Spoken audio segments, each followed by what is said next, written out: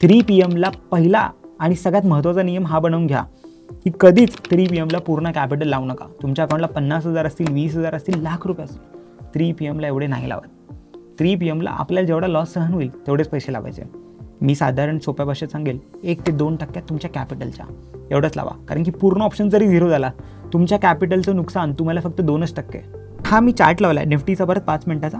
आता आपण फक्त एक्झाम्पलसाठी बघतोय की नक्की काल काय घडलं आहे. आता मी कालचा एक चार्ट प्लॉट केला आहे आणि त्याच्यात परत आपला हा इंडिकेटर लावला ORB. कसा लावला, इंडिकेटर्सला गेलो, ओपनिंग रेंज ब्रेकआउट याला सिलेक्ट केलं.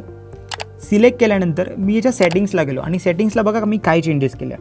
इथे आता ओपनिंग रेंजचा टाईम का टाकला 14:45 म्हणजे 2:45 आणि इथे लिहिले 15 म्हणजे ह्या 15 मिनिटाचा हाय आणि लो मला प्लॉट करून पाहिजे.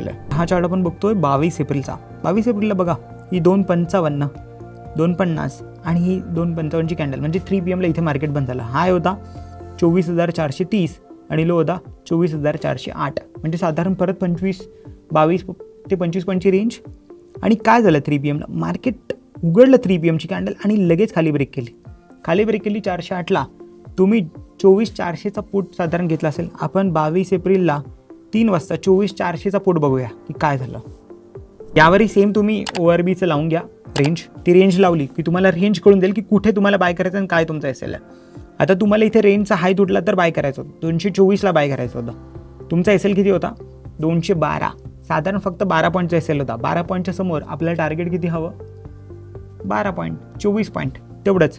जर 224ला बाय झालं असं हीच कॅन्डल कुठपर्यंत गेली 238चा हाय लागला आणि पुढच्या 2 कॅन्डलमध्ये 243 पर्यंत गेला.